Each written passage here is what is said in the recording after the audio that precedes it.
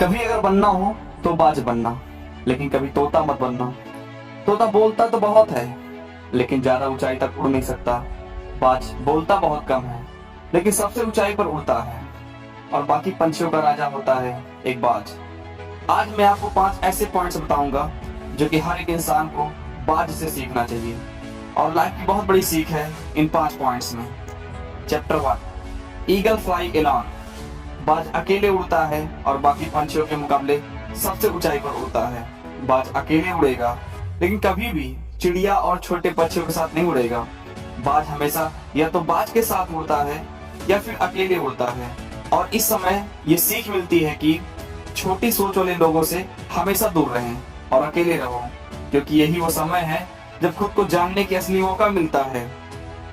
Chapter 2, बाज का vision बहुत ज्यादा क्लियर होता है और बहुत ज्यादा स्ट्रांग होता है। बाज अपने शिकार को 5 किलोमीटर दूर से ही देख लेता है, और जब एक बार उसे अपना लक्ष्य दिख जाता है तो उसके बाद चाहे रास्ते में कितनी भी मुश्किलें क्यों ना आए, वह अपने लक्ष्य को हासिल करके ही दम लेता है। इससे भी एक बहुत बड़ी सीख मिलती है कि अपना विजन क्लियर रखो और उसे हासिल करने में फिर चाहे कितनी भी मुश्किलें क्यों ना आए, पीछे मत हटो, उस बाज की तरह। चैप्टर 3, बाज कभी भी मरे हुए जानवरों को नहीं खाता, वो हमेशा जिंदा शिकार करता है। और इससे हमें यह सीख मिलती है कि जो हमारा पास्ट है वो मर चुका है, तो अपने उन मरे हुए सड़े हुए थॉट्स पर ध्यान मत दो और अपनी आने वाली ताजी फ्रेश जिंदगी पर ध्यान लगाओ। अपने पास्टर की पुरानी यादें जो तुम्हें तंग करती है, उन्हें वही रहने दो जहां पर उसकी जगह है, और वह तुम्हारे पास्ट की जगह है।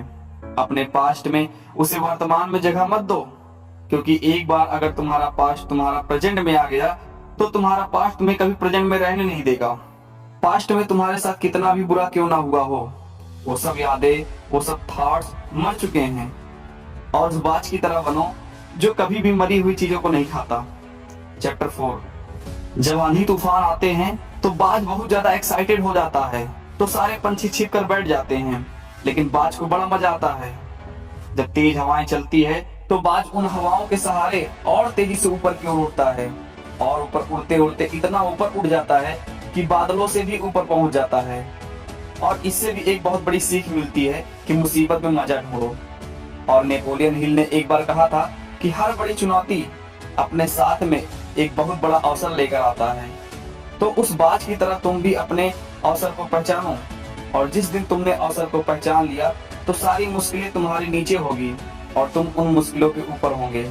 चैप्टर 5, बाज अपने बच्चों को घोंसले में से हमेशा निकाल देता है, ताकि बाज का जो बच्चा होता है उसमें कंफर्टेबल ना हो सके, क्योंकि अगर वो घोंसले में कंफर्टेबल हो गया तो वहीं रहना पसंद करेगा, लेकिन बाज ऐसा कभी होने नहीं देता। बाज एक पंछी है और उसे यह भी बात पता है कि there is no grown in comfortable zone, लेकिन हम तो इंसान है ना, और इंसान होने के बावजूद भी कई सारे लोग इस बात को समझते ही नहीं हैं। आप जितना ज्यादा कंफर्ट जोन में रहोगे, आपकी लाइफ आने वाले टाइम में उतनी ही ज्यादा अनकंफर्टेबल हो जाएगी। आज के लिए बस इतना ही, मिलते हैं नेक्स्ट वीडियो में। Thanks for watching my video.